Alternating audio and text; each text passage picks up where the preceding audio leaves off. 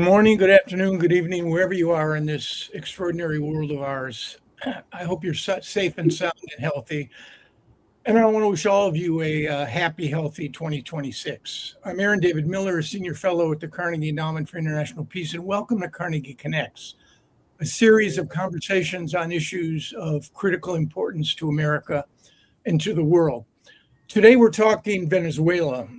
On a personal note, on Saturday, when I first learned of what would become of Operation Absolute Resolve, my initial thought and hope was that before the United States conducted a military operation that had extraordinarily resonant domestic, regional, and international consequences, that the administration, the president, would ask a series of questions before. Not only can we do it, it was quite clear this was an extraordinary demonstration of tactical brilliance and intelligence and a coordination on the part of the U.S. military. Not only can we do it, but should we do it? And not only should we do it, what are the challenges, the obstacles, an exit ramp, and of course, the costs and risks of such an operation?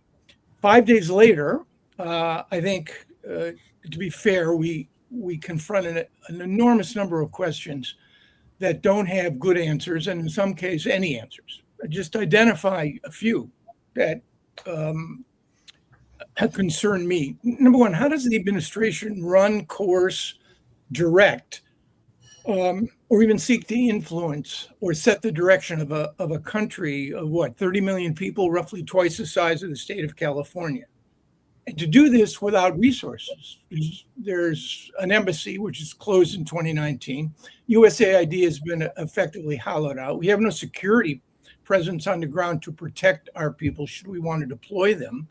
And we're dealing with a regime, I guess, and I want to hear our guests on this subject, that is Maduro light, to be sure, but seems filled with Chavistas who basically want to keep their seats and maintain their ideology.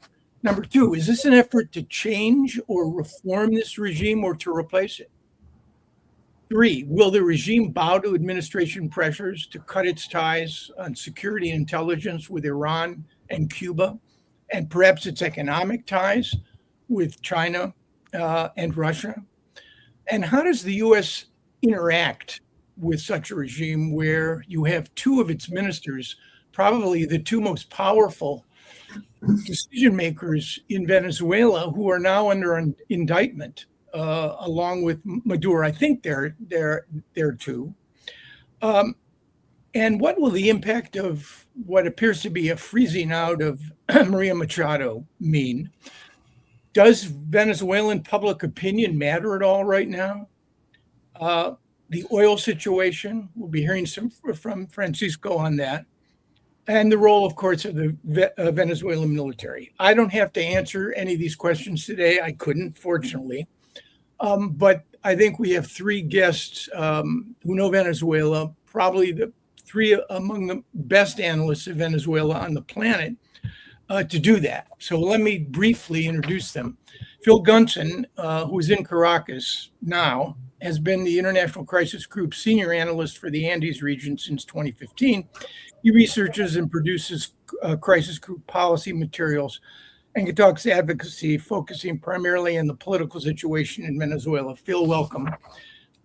Cynthia Cindy Arnson is the adjunct lecturer at Johns Hopkins SAIS and a former distinguished fellow at the Woodrow Wilson International Center for Scholars, and the former director of the Latin America program there, a valued colleague and friend of mine for the decade that I was at the Wilson Center. She's widely recognized as an expert on Latin American politics, political economy. Francisco Monaldi, Dr. Francisco Monaldi, is the Wallace S. Wilson Fellow in Latin American Energy Policy and director of the Latin America Energy Program at the Center for Energy Studies at Rice. He's a member of the international faculty of the Institute of Advanced Studies in Administration. Francisco, I won't even try to pronounce that in Spanish, where he's a professor and a founding director of the Center for Energy and the Environment. Now, welcome to you, Francisco, from the Baker Institute, an institution I know very well. Before we get into the granular, I wonder if I could ask each of you, you're all veteran analysts of Latin America. You followed U.S. policy. Personally, emotionally, when you heard the news and as you watched the last 3 or 4 days play out, what was your reaction? Surprise, not surprise, surreal? How did you process this? Phil, since you're on the scene in Caracas, let me start with you. Thanks, Aaron, and pleasure to be with you. Yeah, I mean, I think perhaps the best way to describe it is a series of shocks, and the explosions weren't really a shock in the sense that we'd been hearing from President Trump for a couple of months beforehand, more or less every week. Ground strikes are imminent. Any moment now we're going to hit them, and of course we'd been going through the scenarios and the way in which it unfolded, and the combination of this aerial strike with the snatching of Maduro, that was a bit of a surprise. But the fact that the fact that there were big bangs going off in Caracas wasn't really a shock in itself. I think the first shock was Maduro's gone, and really, as you say, I mean, an impeccable operation to remove the president and the first lady. The second shock was hearing Trump a little bit later in the day throw Maria Corina Machado under the bus by saying that she was a very nice lady, but not going to be in charge of the transition. Thank you very much, because she didn't have enough support in the country. And then, of course, the shock of hearing that the US is basically going to be running the country from now on, and apparently taking all the oil and determining what to do with the proceeds. So in that sense, it's been hard to process. We try in Crisis Group to react and to analyze with a cool head, but it has been a bit difficult. Yeah. Have you noticed hardening of the security situation? Are there more colectivos on the streets? The military? What's if you invited a man or woman from Mars down and compared the situation on January 2nd to the situation on January 8th, what's the difference? Has anything changed? Politically, as you were saying, I mean, the government continues, just minus Maduro. We can get into what that means, but in terms of what's happening on the streets, the first couple of days were eerily quiet. There certainly were not people out on the streets dancing and singing. That was not happening. People are afraid, and naturally enough, the same people are still in charge. And the last few days have been tense. There's been a definite, I think, increase in a sort of threatening presence on the streets, not only of the colectivos, these armed civilians who go around on the government's behalf, threatening people, and sometimes worse. And also a lot of patrolling by military counterintelligence, the DGCIM, who look even worse than the colectivos. I mean, they're all dressed in black with these ski masks. They go around in convoys. And the police and so on acting under this emergency decree, which was apparently signed by Maduro, but of course, after he'd been kidnapped, so it did a lot. But the emergency decree, among other things, the most important part of it probably is that it encourages the police, security forces in general, to stop and search and to take into custody anybody suspected of sympathy with the operation. So it's tense. Yeah. Cindy, to you now. You've been at this for a long time. You know Venezuela well. How did you react? Well, my reaction, I think, was in many ways similar to that of Phil. Shock that this military operation was carried out with such precision that the U.S. military was able to penetrate the security apparatus around Nicolás Maduro, which included Cuban bodyguards, some 32 of which, the government has admitted were claimed, and get him out. The second, I think, reaction was, in listening to President Trump's press conference over the weekend, hearing him refer over and over again to how the U.S. was going to run Venezuela. And he, in his press conference, justified snatching Maduro, which is a great thing. I mean, this is a really a criminal actor. Although I regret that he's not going to stand trial in New York for the crimes against Venezuelan citizens, the repression and that kind of thing. But that this was justified in the name of anti-narco terrorism, anti-criminal migration. But what President Trump kept referring to over and over again in the press conference was oil. And I know that we'll talk a lot about that, and Francisco knows more about that than anyone, as to how the U.S. is now going to be responsible for the marketing of Venezuelan oil, who's going to benefit from that, how that's going to benefit the the Venezuelan people. So the last thing I would say is that since September, with all of these attacks on the so-called narco lanchas, the boats that the U.S. military was blowing up in the Caribbean and off the coast of Colombia, there was a lot of criticism that this was not a narco trafficking operation. This was really about regime change in Venezuela. And what's clear now is that this is not at all about regime change. The president, Nicholás Maduro, the head of the regime, has been captured and now is sitting in jail in New York. But the regime, the structure of the regime, is totally intact. The Minister of Interior, the Minister of Defense, the people in charge of the repressive apparatus, as Phil was mentioning, are still very much in place. And we'll talk later about this transition plan, but this is Chavismo without Chavez, Madurismo without Maduro. Right. Nothing has changed in the structure of power. Right. We're going to get to that, dive deeper into the personalities and the politics that the Trump administration's actions have created. Francisco, to you were born in Venezuela. How did this strike you? And then if you could comment a bit on the economic realities. We're going to get to oil in a bit, but the economic realities. I mean, the stats on the economic situation in Venezuela are pretty extraordinary. 82% poverty, 50% extreme poverty, 70% lacking access to health care, not to mention problems in social fragmentation, education, and medical care. But how did you react? Sure. So at first, I mean, as a Venezuelan citizen and a person that has been partly the victim of this regime, I couldn't help but be happy that Nicolás Maduro was captured.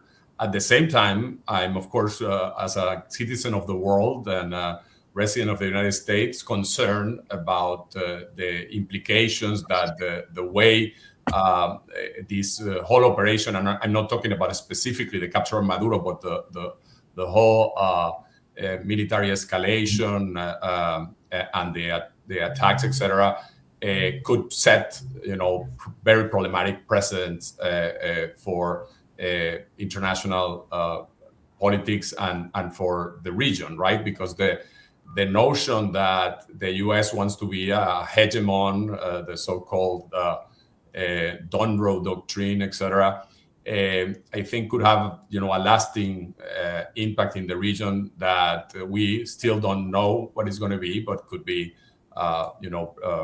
problematic in many respects. In terms of the economic situation, of course, Venezuela experienced the worst collapse of any country in recorded economic sort of history that we have data that is not in a sort of civil war, right? And the economy declined almost 80%. But the economy had been recovering in the last couple of years, very, very slowly, because of the sanction flexibilization that the Biden administration implemented. And hyperinflation had been contained to very high inflation, but not hyperinflation. And so there was some improvement. In fact, I think that was the reason why Maduro allowed elections to happen, thinking that perhaps with all his traditional tricks and coercion, etc., he could get by and win the elections, particularly with a candidate that wasn't known and popular like Edmundo González. But of course, since the blockade started and also some of the licenses were canceled by the Trump administration, the economy is starting to get worse. Particularly, there has been a massive devaluation of domestic currency. Inflation is picking up very, very dramatically.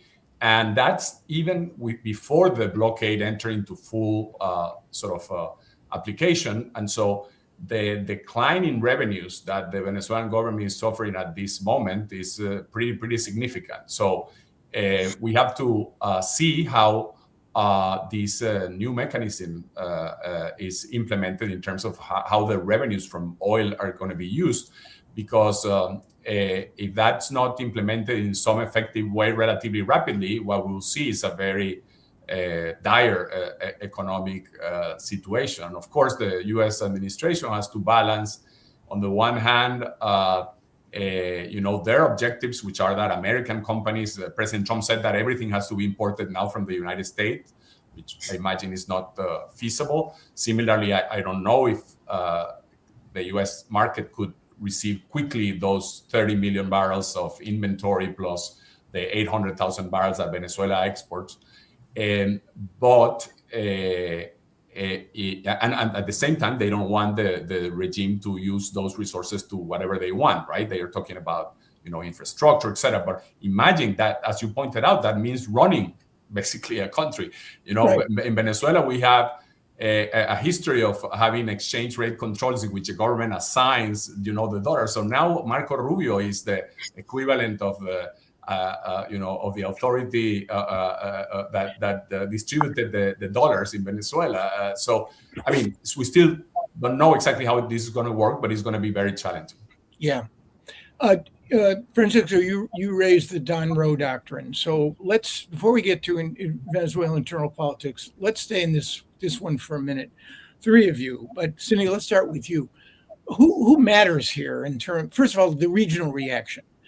Give us a quick tour of whose reactions matter and why they matter. Very good question. I would say the regional reaction has been divided along ideological lines and has been fairly restrained. You have, the biggest countries in the region, Brazil and Mexico, criticizing the invasion. The current president of Chile, who is going to be leaving office in March, criticizing Colombia's government, obviously the most outspoken, and I hope we'll come back to that, later in the session. And then allies of President Trump in Ecuador, in Paraguay, the president-elect of Chile praising this operation, Panama, kind of in a middle ground. And so, the real question is whether there's anything that the region can do concretely to contain the exercise of U.S. military power. And I think the other country that I think has the most to lose is Cuba, with the loss of subsidized Venezuelan oil. And it's very clear from Marco Rubio and others that the end of or collapse of the Cuban regime is very much an objective of U.S. policy. But in terms of, fearing being the next target of a U.S. military strike, I think that falls to Gustavo Petro, the president of Colombia, who has sparred repeatedly verbally with President Trump since the first days that Trump was in office over a migration flight. And now we know that yesterday there was an hour-long call between Petro and Trump, and he's being invited to the White House for a conversation. Colombia, of course, being the largest cocaine producer and exporter in the world, an obvious target, and Trump has said things, and I quote, he should watch his ass. So there's an attempt to defuse being the subject or the object of a future U.S. military attack. And I might add another head exploding first. 4 New York Times journalists were in the Oval when that call took place and were allowed to listen to it. Off the record, of course. So you can imagine another Petro-Trump meeting in the Oval and the uncertainties that could bring. Phil, to you on the region's reaction. Who can help the administration and who can hurt it with respect to their policies and objectives in Venezuela? Who matters? Who matters? Well, the largest countries, I suppose, and particularly Mexico, of course, which is right next door to the United States, and who has a president in the form of Claudia Sheinbaum, who has seemed to be able to manage Trump reasonably well so far. But beyond that, I just like to say that it does seem to me that this event lays bare the really parlous state of regional organizations. I mean, the regional response is, there is no regional response. I mean, well, there are bilateral responses. Just exactly at a point in history where, once again, the US is in this expansionist bellicose, particularly in the Caribbean basin, of course, mode of operation. I mean, we seem to be receding about 120 years in history. And where is the region? There is no region. I mean, there is no, well, of course, we hear occasionally from the Secretary General of the OAS, but the Secretary General of the OAS doesn't represent the region. When will there be, when will it, I mean, I think we're in a phase of history where, the region is kind of collectively, I mean, the people of the region ought to be crying out for the rebuilding, the reconstruction of regional institutions. And at the moment, there's no containment, as Cindy was saying. There is no containment. And Trump, of course, has seen this as, potentially a blueprint for what he can do elsewhere. I don't think that means we're going to immediately be seeing him, reclaim the Panama Canal or invade Greenland. But I mean, he's envalentonado, as they say in Spanish, meaning emboldened by what he's been able to do, what his military has been able to do in Venezuela. I think this phenomenon, I can't explain it, is not just true in Latin America. It seems to be true everywhere. Yes. World leaders are stumbling over one another to get to Washington to sit with Donald Trump, either because they're afraid of him or they want something from him. And I would think, I mean, since 1989, this is a military intervention into a sovereign country to essentially an illegitimate, not elected president, notwithstanding, and there has been no real reaction. I mean, in the 50s, they'd be storming Richard Nixon's car. I mean, do the security services have a lot to do with why you don't see demonstrations or public reaction in these countries? Do you mean in Venezuela or anywhere? Yeah, I don't know. I mean, certainly in Venezuela, people will not go on the streets because they saw very clearly Sure. what happened to people who went on the streets in 2024 to protest the election stealing and ended up jailed or dead or tortured. I think I don't think people in Latin America, for the most part, are afraid of demonstrating right now. I think their concerns are much more local. They're concerned with, the lack of security in their own country, the lack of economic opportunity. This is a region that has slowly emerged from the pandemic, but nowhere near, with the level of growth that needs to take place. And there is a general sense that Nicolás Maduro was a bad guy and he deserves what he got. So I think, this lending itself to a wave of anti-Americanism, among people is, at least in the short term, going to be relatively muted. At the same time, this is a region where, as Phil was mentioning, for well over, a century, the U.S. government intervened militarily something like 30 times between 1898 and 1934, occupying countries, mostly in the Caribbean and Central America, but also Mexico. But this is really, I think, what differs this time is the scale of the military resources that have been employed, and that it takes place in a major South American country. This is not Haiti. This is not Honduras. This is anyway. Yeah. Before we move on to internal domestic politics, Francisco, one question on oil related to Cuba. How dependent is Cuba?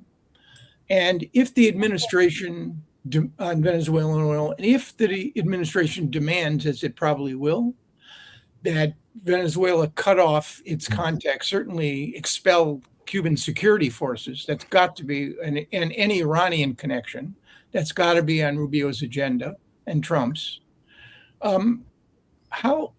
What's the impact in Cuba? I think it's going to be very impactful, particularly the cutting of the subsidies, the energy subsidies, basically the Venezuelan oil being sent to Cuba. Already, Cuba was suffering from the fact that, Venezuela used to send 120,000 barrels of oil to Cuba when Chavez was alive. And that meant that they not only got all their needs, but a significant additional surplus that they could re-export. My estimates is that they were receiving more money from Hugo Chavez than they were receiving from the Soviet Union per year. So it was a very, very, very significant subsidy. But that has declined significantly because Venezuela's production collapsed and the capacity of the regime to continue subsidizing Cuba was significantly reduced. It's not clear exactly how much oil was being sent to Cuba. If you see the different sources, Reuters, Kepler's, or internal sources from Venezuela, you see very disparate figures. However, one thing is clear, the amount was much lower, and Mexico had become as much of a supplier of Cuba as Venezuela. So AMLO and then Sheinbaum were coming to the rescue. But in the last couple of months, they also have been pressured by the United States to send less oil to Cuba. The problem for Cuba is that it's not like other countries in which, oil is mostly used for transportation. In Cuba, this is what makes electricity, makes the light of Cuba stay on. So this is going to be really, really hard for them, particularly if Secretary Rubio pressures successfully Mexico to also cut them off. We can imagine that perhaps the Russians, as they have done occasionally, can send some supplies. But, I think Cuba will be in a situation that they haven't seen perhaps since the collapse of the Soviet Union. But of course, at that time, Fidel Castro was alive and the revolution still had some mystique. So I wonder what is going to be, the effect. And of course, many of us suspect that for Secretary Rubio, the Cuban regime is a much more important objective even than the Venezuelan regime. And so, we can expect, I think, a lot of pressure there. Yeah, his plate's going to be pretty full overseeing what they have planned for Venezuela. Let's move on now to the political situation. Let me ask Phil and Cindy, the Maduro factor. Maduro probably won't come to trial, could be months, many months, perhaps even longer. I think it took several years for Noriega to be tried and convicted. Is Maduro still a factor in any meaningful, significant sense in this Maduro-light Chavista government regime? First to you, Phil. Well, Maduro to me is significant because precisely of his absence, not because of any influence he might be able to exercise from his jail cell. What I mean is that Maduro was the guy, in a sense, who held the factions together within the government. He was kind of the capstone, if you like. And I mean, there are factions, of course, and in particular, the civilians at the top of the political system here and the guys with the guns don't necessarily have the same set of interests or objectives. And Maduro, I think, was able very successfully. I mean, he was a terrible president in so many ways, but in terms of keeping the regime in power, he was very, very effective in keeping himself in power, of course. And it seems to me one of the things that I find strange about these theories that Delcy handed him over, is that I can't imagine why that would be in Delcy's interest, because Delcy and Jorge, who are civilians who don't have, any elements of the security forces behind them, as far as one can tell, their power and their influence at the top of the political system depended on Maduro, and also on Maduro's ability to keep the others at bay. So that's where I think that's why I think there is a problem right now, because Delcy is in the situation where she has to mediate between the extraordinary demands of Donald Trump on the one hand and what the military are prepared to accept. Right. You're talking about the brother-sister team, Delcy Rodriguez and her brother Jorge, who's chairman of the National Assembly? Correct, yeah. With them. Cindy, let me ask you, there's a nice transition here that Phil has given us from Delcy. If we were to borrow one of our revolutionary figures, Sam Adams' notion that or maybe it was Ben Franklin, that we're either going to hang together or hang separately with respect to Britain and the War of Independence, to what degree, both to Phil and you, do you think this regime will, in fact, if Phil is right that Maduro played a critical role in managing these factions and ameliorating friction, to what degree might his absence lead to serious internal rivalries, or is there a bigger enemy to the regime which will unite it, namely Donald Trump? It's a very interesting question. What could prove a source of cohesion is the fear on the part of people like Interior Minister Diosdado Cabello or the Minister of Defense, Padrino Lopez, that they could be the next target, of a U.S. military strike. So on that sense, there's an incentive, to hang together. But I think that where there will be a real cleavage between Delcy Rodriguez, who again is trying to mediate in these factions, on the one hand saying, making a statement saying that Maduro is still the legitimate president of Venezuela, and on the other hand, saying on Instagram that she wants to cooperate, with the United States. That's going to be the central balancing act that she will have between, letting the U.S. run the oil industry, dictate to a certain degree the course of Venezuelan politics, and the people who are going to resist that and say we're not going to do that. So I feel that there's that's going to be the central cleavage over the next, say, 6 to 12 months. Yeah, I mean, President Trump said repeatedly yesterday to the 4 New York Times reporters that were there that Rubio has been in touch with her, and implicitly she's willing to cooperate. I mean, that's a lot of baggage to hang on an acting president who clearly doesn't have as much power as the two gentlemen that you referred to. So again, back to you, Phil, on Delcy. Just give us, since she's going to be a central figure until she's not, give us a minute of background on, because she has a fascinating backstory on what her politics are. Where did she come from? Well, Delcy and her brother Jorge come from the far left. They come from the same part of the political spectrum exactly that Nicolás Maduro does. And both of them rose to prominence, particularly Jorge during the Hugo Chavez era. Delcy had a falling out with Chavez, and her career took a downturn. But when Maduro came back in, Maduro started to promote her. She's the both of them, in fact, I mean, their worst enemies would not say that they're stupid. I mean, these are very clever operators, indeed.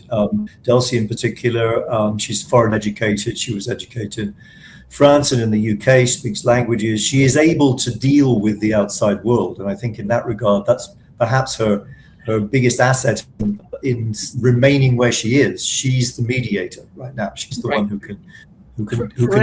she's the interlocutor, if you like. For any of you, she's been described, and I use the term relatively, as a moderate. What exactly, for any of you, what exactly does that mean, given the company she's now in and the pressure she's going to be under from the Trump administration? Well, if I can just give my response, Delcy is not a moderate, and I can tell you that for certain because I raised that issue with her personally on one occasion, and she said, because I said there are radicals on your side, and she said, and some people say I'm one of them, and she said it proudly. It's like I think Delcy, if you called her a moderate to her face, she'd be offended. Her father apparently was tortured to death by security services, and she had risen with a mission to maintain the Bolivarian regime. And I mean, does that still play in her head? Yes, absolutely. I mean, she once described the revolution as her personal, or for her family's personal revenge for the death of her father, who was a guerrilla who leftist guerrilla who died under torture. Yeah. I think it's yes, that I completely agree with Phil that we have to distinguish between when people describe her as a moderate, maybe what they're referring to is the pragmatism that she has exercised in the terms of economic policy, in dealing with the oil industry and the like, but not in terms of her politics. She's as radical as any, in fact, more ideological than other elements of the regime in that sense. I think she has some difficulties sustaining her power because, as Phil mentioned, she wasn't a favorite of Chavez. She was rescued by Maduro. She wasn't anointed by Chavez. She wasn't elected, in any way. She didn't, mobilize or win any elections. She doesn't have a political base, but she has, I think, two things in her favor. She happened to be the vice president, and of course, that's the person that will race to substitute the president. And she has been the person talking not only to the U.S. government, but to the private sector, the oil companies, etc.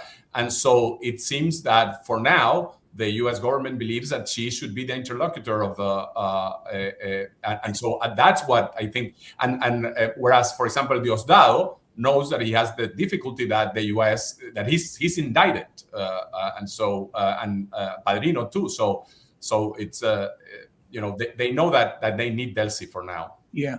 Just for my own education, was Padrino the head of the military minister of defense? Was he on the actual indictment along with Cabello and the Maduros? He has been indicted. Padrino. I'm not sure, but he has an amount for his head, but I'm not sure if he's in the indictment. He has a $15 million bounty on his head, and Cabello has $25 million. But I don't think he is in the New York indictment as far as. Yeah. I think that's right. And I want to move on to Machado, but before I do, so the current regime is going to navigate a very fine line in an effort to stay in power, maintain its cohesion, not give away too much, but it's going to be under pressure from the administration. How vulnerable, and what are the pressure points? Well, you have a carrier strike group deployed off the coast in the Caribbean. You've got a demonstrated capacity to grab and go by the U.S. military. And then there's the oil factor, seizing the oil, which would basically mean that the U.S. will have the cash selling the oil. The U.S. will have the cash to distribute as it sees fit. If you had a guess, how resistant is this Maduro-light regime going to be? Which is? Is that for anyone or anybody? It's an unanswerable. I'll jump in. Again, we can only speculate on these issues, but the Trump administration has said clearly and acted to continue to control Venezuela's oil exports, and it's continued even after the arrest and extraction of Nicholás Maduro to stop oil tankers on the high seas and prevent them from sending oil from Venezuela. So the message is, we are in control of the oil sector, which is effectively we are in control of the Venezuelan economy. And then I think there's a big question in my mind. President Trump, on the one hand, saying that these revenues will no longer be dedicated to corruption, but will be used for the benefit of the Venezuelan people. on the one hand, if that should happen, that would be a great thing. But it's also, the oil is ours. And Right. who's really gonna benefit, from a renewed oil industry. And the last thing I would say is, as others, I think would agree, that it's going to take a while for companies to want to come back in to Venezuela. The situation is highly uncertain, very volatile. Oil companies are used to working in very difficult circumstances around the world. They go where the resources are, not where the political situation is necessarily stable. But this is, it is very early to be making humongous infrastructure investments to revive the industry. Right. Okay, before we get to oil and Rubio's three-point plan, I want to ask each of you what happens to Maria Machado?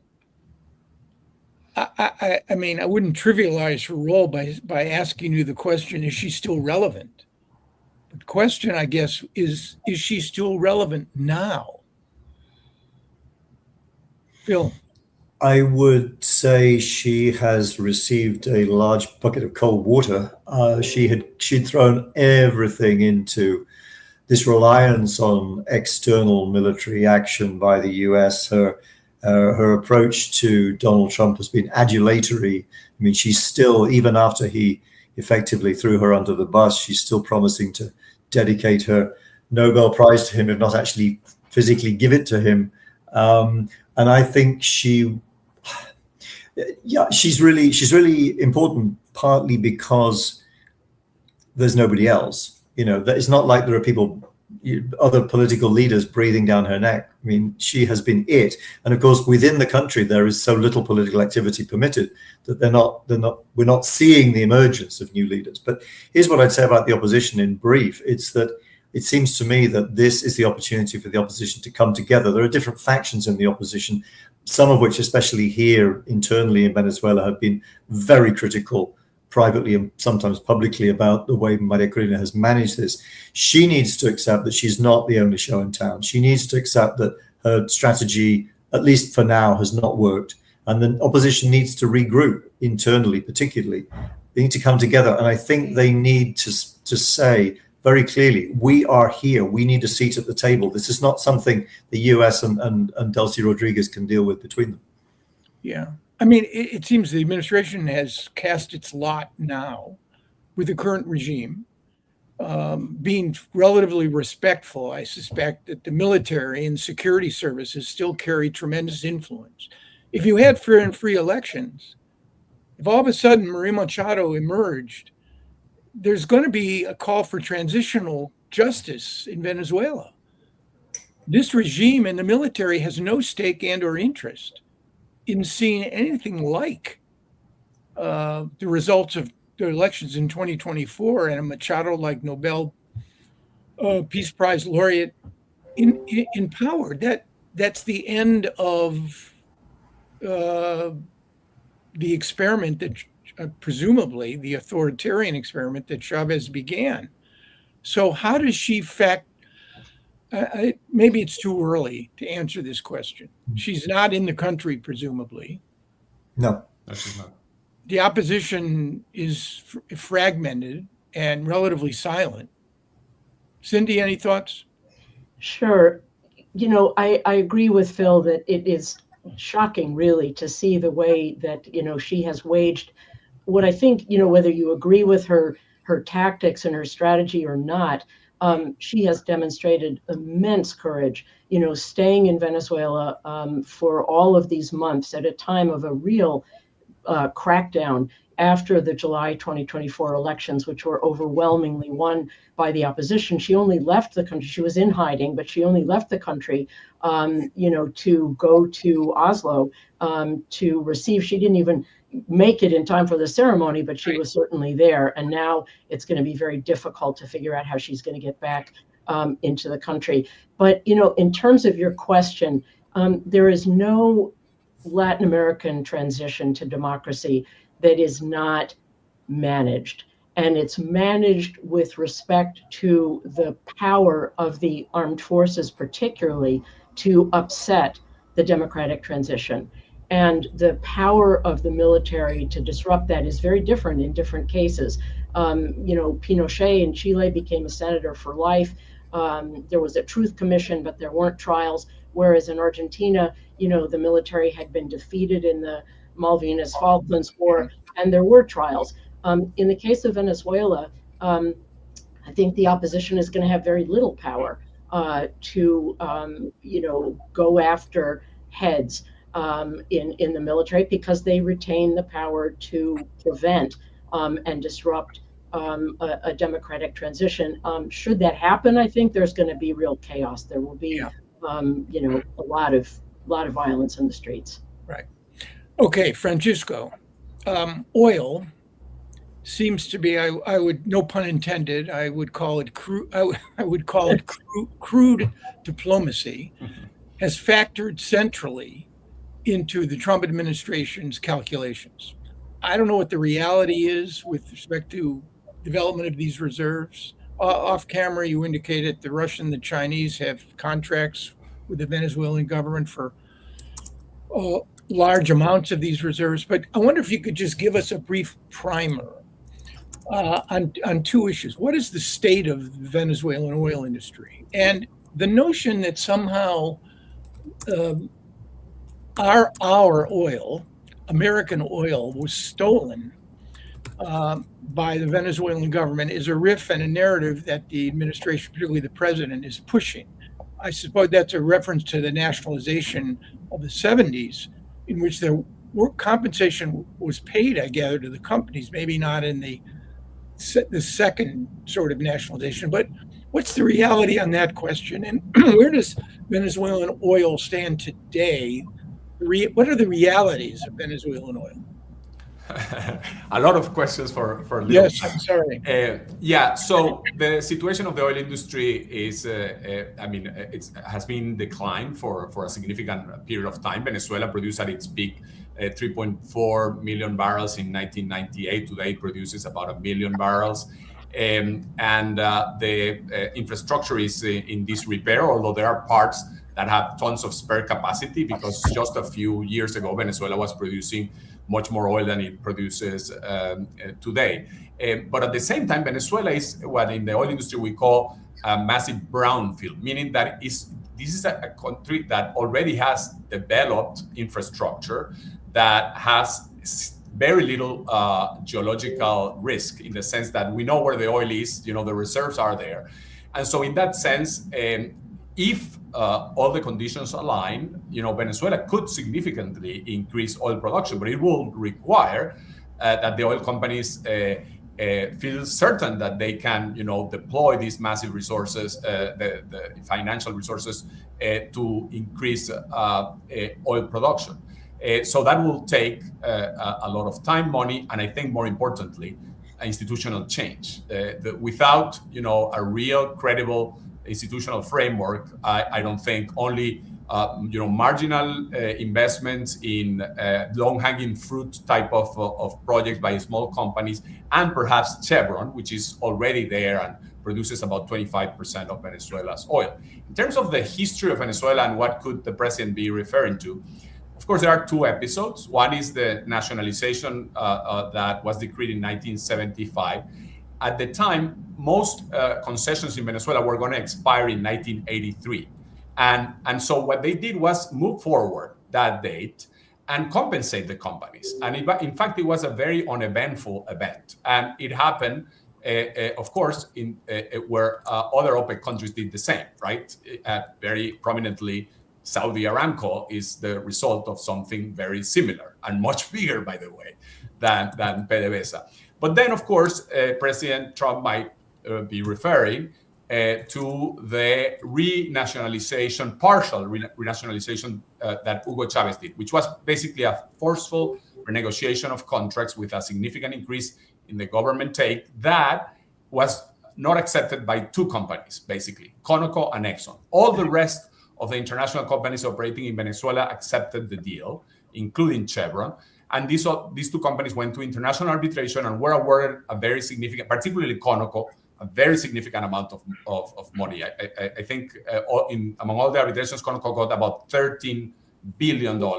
And in the case of Exxon was much smaller, and they have been partly paid. So the case of Exxon is less dramatic. But basically, that puts these two companies on a line, a conga line of tons of creditors. Venezuela owes more than $150 billion to bondholders, to other firms that have been expropriated, to tons of contractors and providers that were never paid by the Venezuelan government. So bottom line, these are just two of the big creditors of Venezuela that should be part of a debt restructuring at some point. Of course, Conoco, for example, is a company that probably has an interest in coming back to Venezuela, because otherwise they might not get paid the more than $10 billion that they still are owed. All right.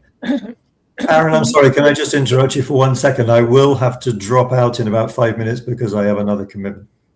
All right, great. I want to then transition to the 3-point plan that Secretary Rubio briefed Congress on yesterday. To quote him, "We don't want Venezuela descending into chaos. We are in the midst right now, and in fact, about to execute on a deal to take all the oil. We are going to take 30 and 50 million barrels of oil. We're going to sell it in the marketplace at market rates, and the market rates, not at the discounts that Venezuela was getting. That money will then be handled in such a way that we will control how it is dispersed in a way that benefits the Venezuelan people, not corruption, not the regime."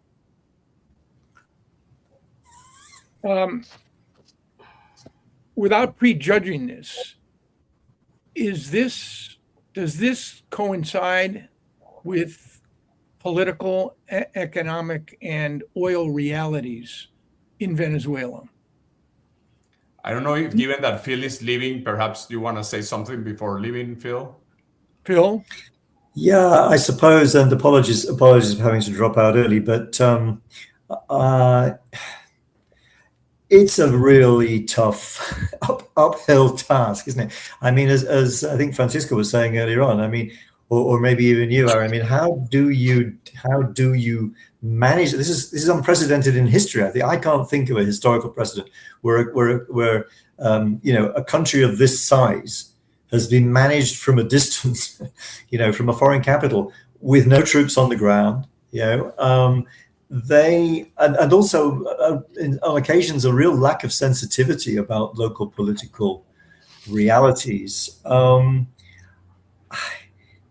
I mean, as Cindy was saying, it'd be really great if the US took the oil revenues and genuinely devoted them to the good of the Venezuelan people. But the Venezuelan people aren't represented in this conversation. As I said before, I mean, that there is nobody who is going to say what are the principles. How are you going to divide up? The needs are enormous. Somebody has to decide what the priorities are. But it seems to me that I mean, who were the people? I think Donald Trump said he briefed the oil companies even before the operation was carried out. I mean, Trump has in mind benefits for, I'm sorry to say, probably his friends in the oil industry before 30 million Venezuelans. So if it works, it'd be extraordinary, and it will go down in history. But I have to say, I'm hugely skeptical at the moment.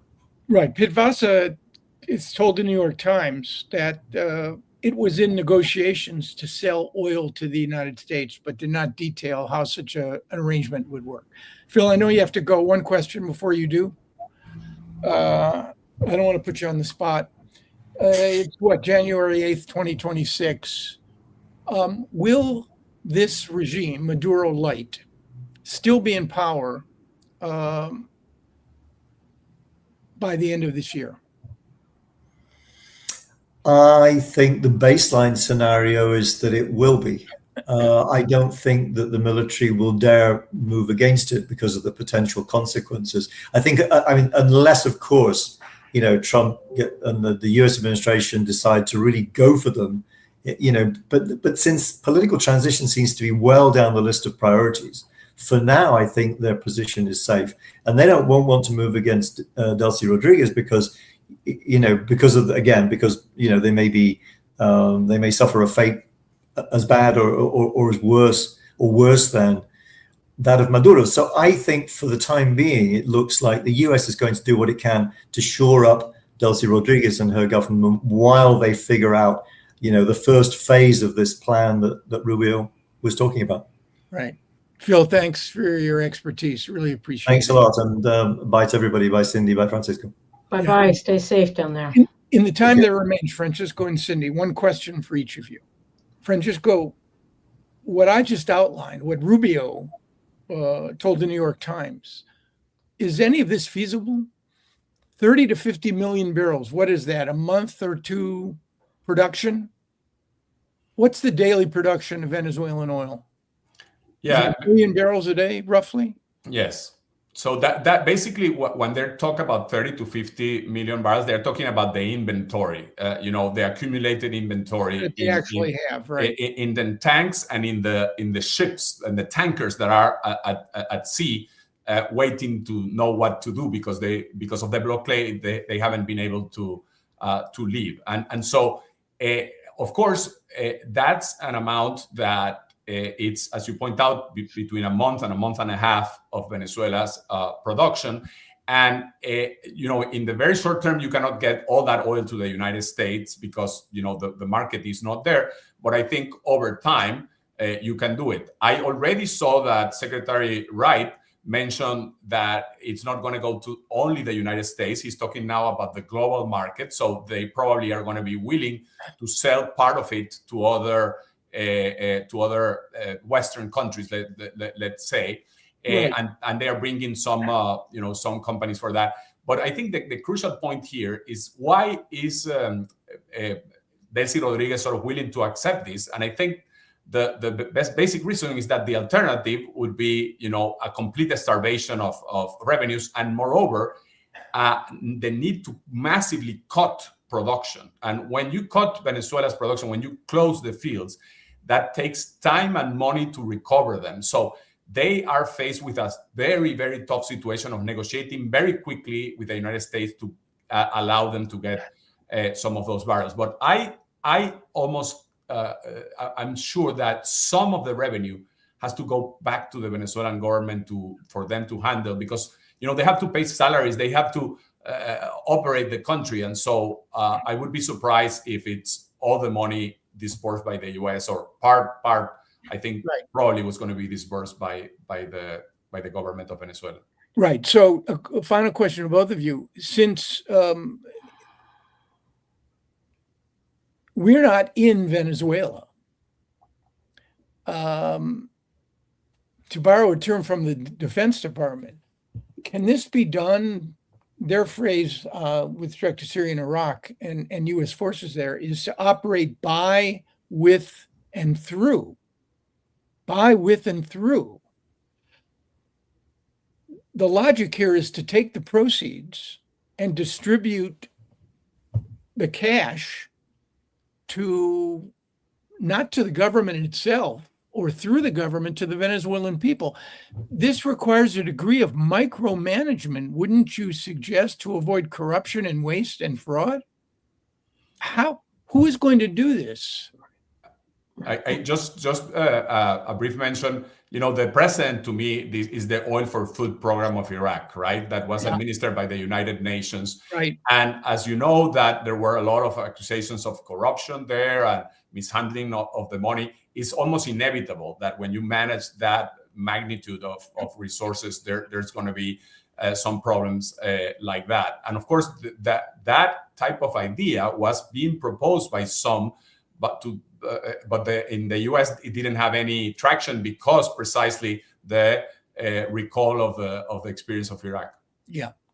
Cindy, a final question to Sure, you. a couple of final points. First of all, the U.S. does not need Venezuelan oil. The United States is a net oil exporter at this point. So, yes, you're going to take the oil, you're going to involve U.S. companies, sell it on the international market. I mean, one potential large customer is India. that, backed off because of the U.S. sanctions, but, had been a major importer of this heavy Venezuelan crude. The other aspect too, and Francisco knows this better than anybody, the quality of Venezuelan oil, this heavy sulfur-laden crude, is not necessarily that desirable, on international markets. There are some, U.S. Gulf Coast refineries that are set up to refine it, but there are, I think, major obstacles. Then, there is a certain hubris about the ability to manage all of this. I mean, just think of Marco Rubio's, portfolio. He's Secretary of State, he's National Security Advisor. Now he's essentially, the Viceroy of Venezuela in charge of administering all of this.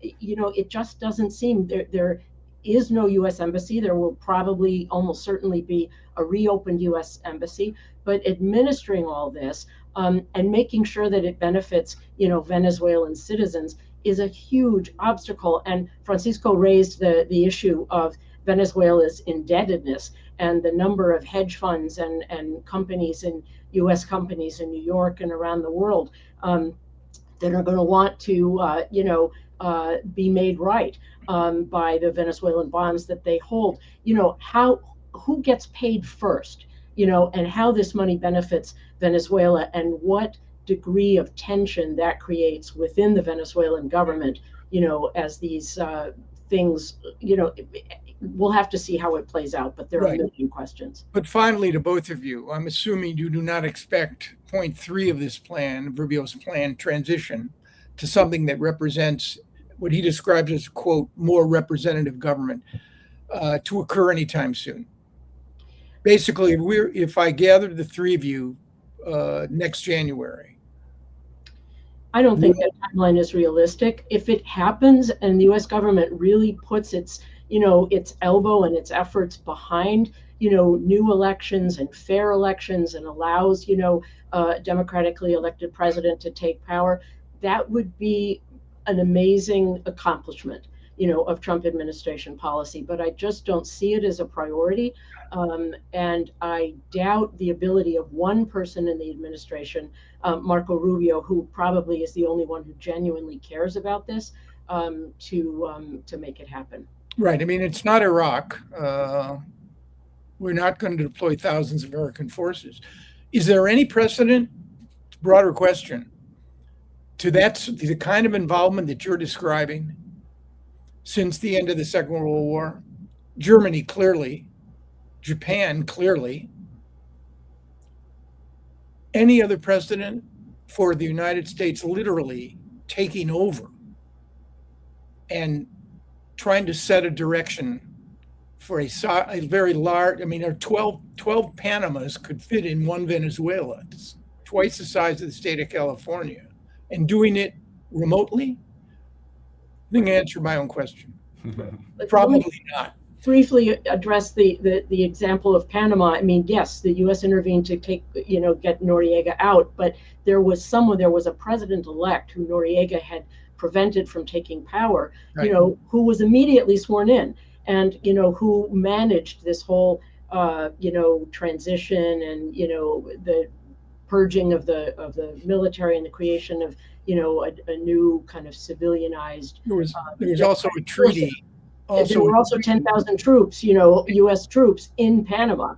And a treaty. Exactly. And a piece of very vital infrastructure. Right. There are any number of examples where the United Nations and other international bodies, have administered democratic elections around the world. Right. For the U.S. to do this unilaterally, I just don't see, how that'll happen. Francisco? Right. I just wanted to say that I'm really concerned that I agree with Cindy and Phil and you that it doesn't seem to be in the list of priorities to do a transition to democracy. I think that's a concern for every country in Latin America, even the allies of the Trump administration, that's not in the agenda anywhere. It is in the agenda of Marco Rubio, but it's not clear that it's in the rest of the administration. Right. And it seems that for both sides, for Delcy Rodriguez and for the Trump administration, it might be a convenient equilibrium to stay in this mode for a while. I do think that the U.S. could, if they had the priority, engineer, with the help of the rest of the international community, a transition. As you mentioned, it has to be negotiated. As Cindy mentioned, there is no way that the Venezuelan military will, accept it without some preconditions and some negotiations and some institutional design. But it's possible. And of course, the world can change pretty quickly in the midterms in the US, in the elections in 3 years in the United States. And so I think what Delcy Rodriguez is aiming at is, let's survive until a new day, something happens, and we can stay. Yeah. Listen, I want to thank both of you and Phil in absentia. Your authority and expertise on these issues is really quite remarkable. It was a great conversation, and I may take myself up on my offer to bring the three of you together, maybe even before January of 2027. But thanks again. Be well. Happy 2026. And I guess we'll hope for the best, as we want to do. Take care. Thank you. Bye. Thank you. Bye-bye.